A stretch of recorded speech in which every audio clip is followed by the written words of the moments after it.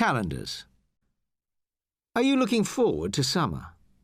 In St. Petersburg, where this article was written, a day can be less than 6 hours long in the middle of winter and nearly 19 hours in summer. At this time of year, you can easily see in people's faces that they're ready for brighter, sunnier days to come round again. Months from the moon and years from the sun. To the first people, it was obvious that time went in circles. The sun rises, comes up in the morning, and sets, goes down in the evening. The moon waxes, gets fatter or wider, and wanes, gets thinner or narrower. The seasons follow each other in order. These things happen because we are all going round in circles. The Earth spins round in 24 hours. The moon goes around the Earth, and the Earth goes round the sun in about 365¼ days. The most natural kind of calendar comes from the sun and the moon. You can count the number of days and nights in the moon cycle from new moon, when it is all dark, to full moon, a bright disk, and back again, 29½. The basic problem for calendar makers is how to get the months, which come from the moon, to stay in sync with the years. The years all have a bit more than 12 new moons in them.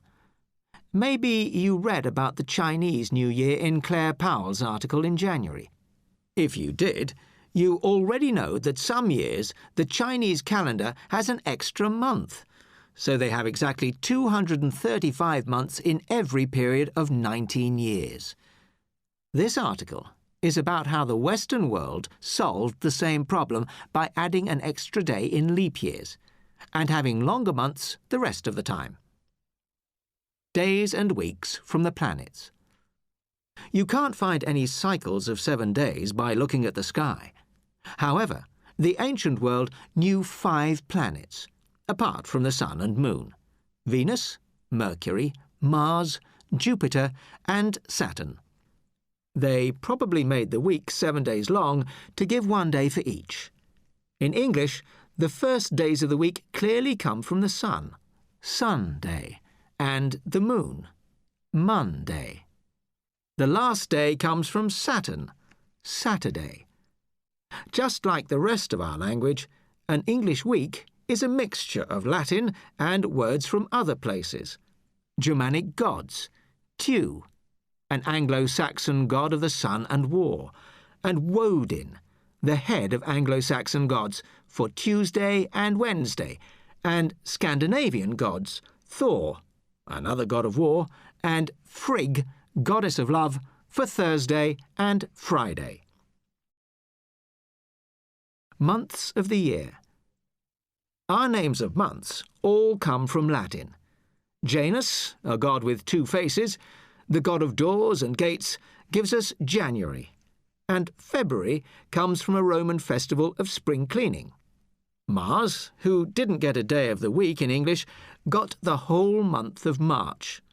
Jupiter, well, his wife was Juno, which makes the month of June.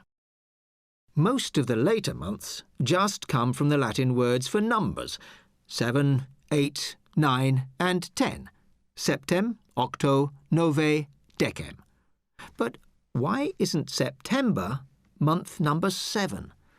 It was for the Romans, because they started the year with March. The Emperor's calendars. July is occupied by Julius Caesar, who also occupied part of Britain, and August by Augustus Caesar, who was the next Roman emperor. These 2 men both played an important role in creating the modern calendar.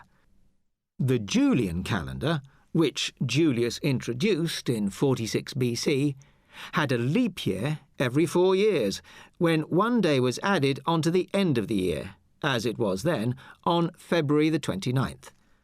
Julius's calendar was much simpler than the old one, and it was pretty accurate, although not as good as the Chinese one. It was only 11 minutes and 14 seconds a year too slow.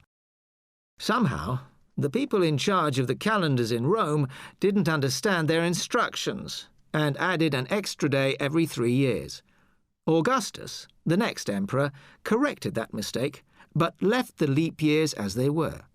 So the calendar went on being 11 minutes a year too slow for centuries. Russia only introduced the Julian calendar in 1700 and changed to the Gregorian one after the Revolution. Behind the times. Over the centuries, those 11 extra minutes in the Julian calendar added up to quite a lot. Our modern Gregorian calendar goes more quickly because we don't have leap years at the end of most centuries, only 1600 and 2000. When Pope Gregory brought it in 1582, they had to take out 10 days to catch up. The year jumped directly from the 4th to the 15th of October. In the same year, William Shakespeare got married in Stratford-upon-Avon, but Britain went on for another 180 years with the old calendar. By 1752, when Britain changed to the new Gregorian calendar, they needed to miss 11 days to catch up. This caused violent protests. People thought the government was making their lives 11 days shorter, or, even worse, stealing their wages for the 11 missing days. Here in Russia, the years carried on being a bit too long right into the 20th century. On the 25th of October 1917, when the Bolsheviks pushed their way into the Winter Palace, it was already the 7th of November across the rest of Europe, a difference of 13 days.